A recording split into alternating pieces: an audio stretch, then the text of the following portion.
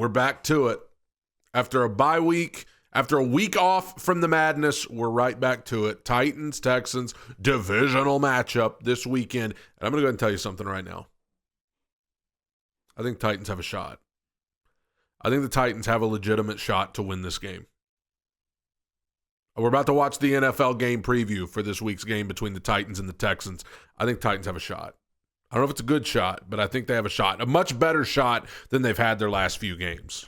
I mean, right? The Patriots, the Colts, the Chargers, they didn't stand a chance against those three. Texans? Probably more winnable. Yeah. At home? Guys getting healthy? Tennessee Titans at home after a week of R&R. Fans getting the Lumen job done on them so they can keep coming to games to see a one-win team. So maybe they won't remember when they go home that they saw the Houston Texans come to town, who are very much alive and kicking in 2025. He's sacked, and it's over. What a way to end. The one thing I will say Houston's got going for them, in addition to having a good defense, of course, but they're carrying over some real momentum from this win they got over Jacksonville Sunday. Come from behind, down 29-10 in the fourth quarter, rallied at the end, like an emotional, dramatic win for Houston. I do think they could carry that over into this game. Wow. So, despite Houston giving up 29 points to Jacksonville last week, they remain number one in points per game allowed for 2025, which sets them up for a game between the team last in scoring and the number one scoring defense, which when they've met in week 10 or later, the top D team has won the last 16 straight games. Wow. He's hit hard and the ball is free. Getting in there and making Lawrence's life miserable. By an average margin of 19.5 points. Tennessee just has to conjure up some 1948 Boston Yanks mojo. Yeah, the 48 Yanks, the last putrid offense, to take out the league. Yeah, I think that the Titans offensive line, once again, going to have their hands full. I mean, the tackles in particular, Dan Moore, J.C. Latham. Latham did not play the last time the Titans and the Texans played. But if I remember, the Titans offensive line, while not being great in the first game against the Texans, they were best defense. Philadelphia Eagles, the lone team to fall victim to that scenario. Tennessee's offense, only mustering 14 points per game, have only topped 20 points once all year, and that was a 22-point outing. 0 for 4 on third downs. They do quick snap it. Pressure's coming, and Henley takes him down. And this is round 2 of Texans-Titans. Meeting 1 took place week 4, very symbolic.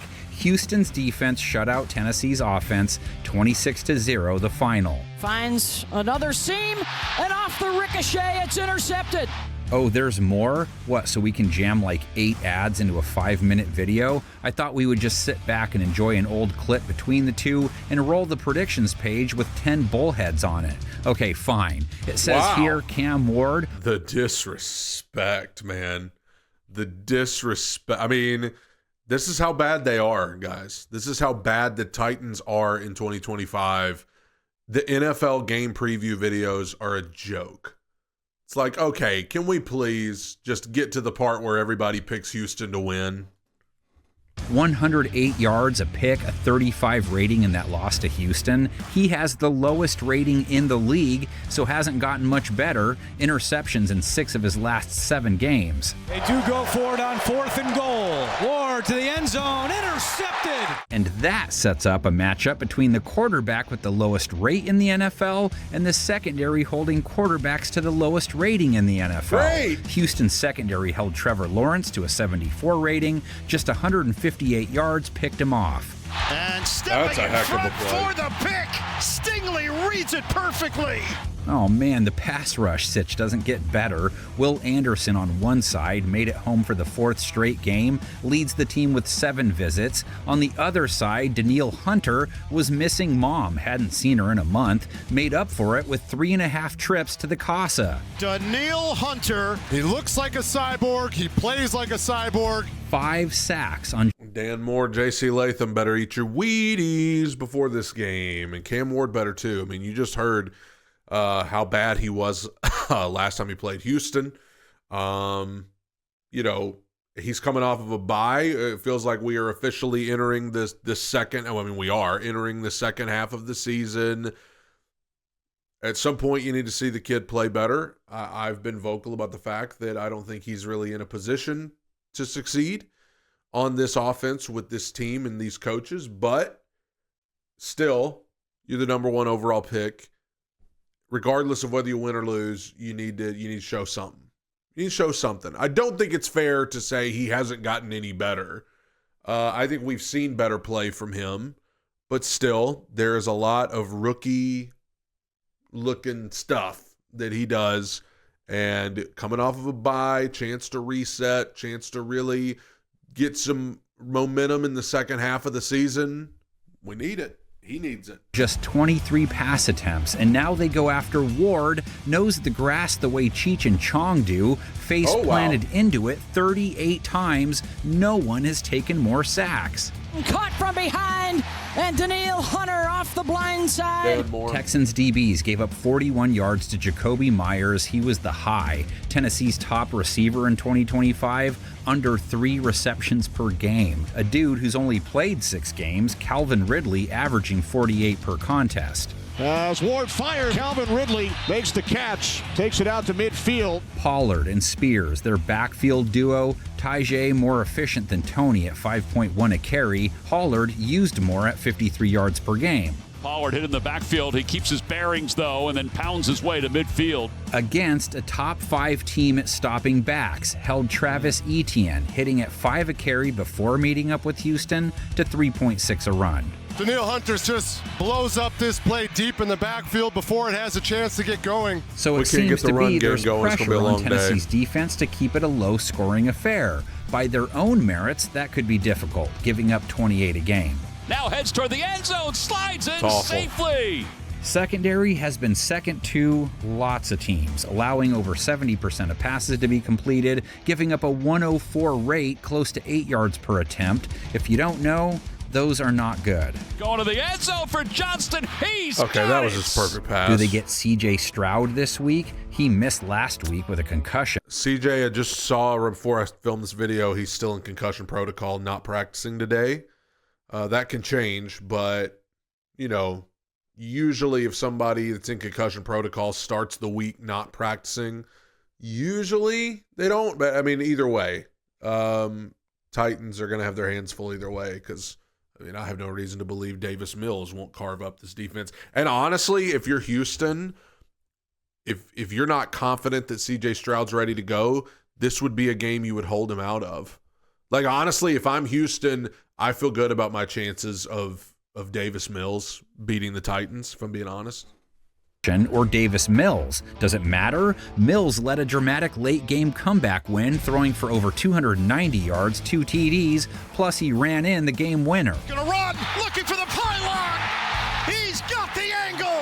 Houston's offense putting up 30 points of the 36 they scored, the second most they've put up in 2025. 10 for 15 on third down, 4 for 5 in the red zone.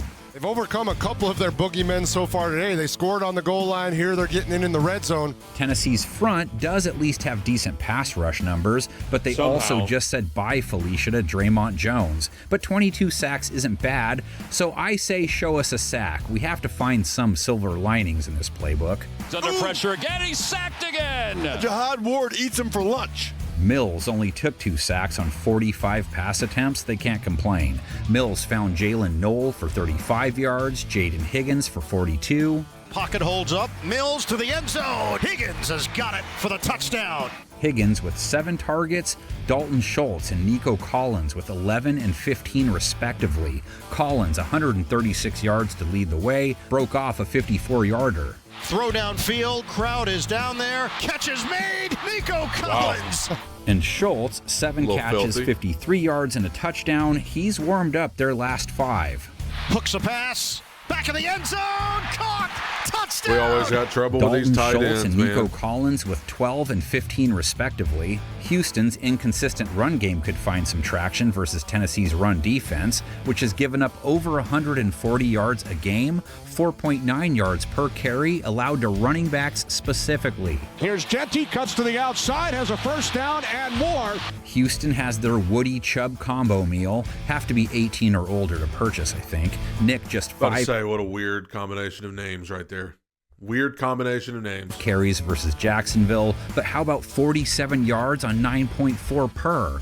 Marks, 14 attempts, 63 yards, 4.5 a run. He scored. Huge hole. Woody Marks! He cut it to the second level and beyond.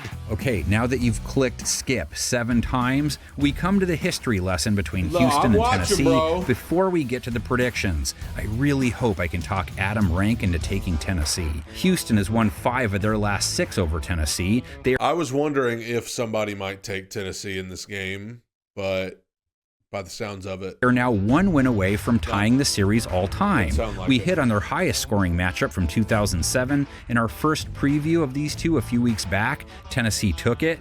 They took the first 5 games they played them, actually. 2004, the first time Houston got revenge against the team that abandoned their city. Hello, everyone, and welcome to the Coliseum in Nashville. It'll be David Carr versus Steve McNair. Carr, under pressure, hit, fumbles. Both offenses were sloppy. David Carr lost a fumble and threw an interception. Steve McNair felt the pressure as well, and he tossed 4 costly interceptions. thanks, Steve. Make or break right here. It's now or never for the Tennessee Titans. 4th down and 2 at the Houston 4. McNair gets the snap, hit as he throws, intercepted, taken by Coleman, brings it out of the end zone and slides across the I do not remember this game at all, but I was also like 8 years old. Adam Rank did it. I knew it. Everybody picking the Texans except for Adam Rank, who picks the Titans to win 17-14. Brooks has the Texans winning 23-0. MJD has the Texans 26-7. Wolf has the Texans 27-3. I again say some of the most lopsided score predictions you'll see. Adam Rank, though, I tell you what, because I said at the beginning of the video, I think the Titans have a shot to win this game. I don't know if it's a good shot, but they have a shot to win this game more than they've had in at least a month. You got to think. No, I don't know exactly, but my safe bet would be that Jeff Simmons is going to be back. Arden Key is going to be back. Calvin Ridley is going to be back. Some of these guys that have been out hurt. And a week off, kind of a chance to reset after a 1-8 start. I think that, and probably no CJ Stroud. I think the Titans have a shot. They have a shot.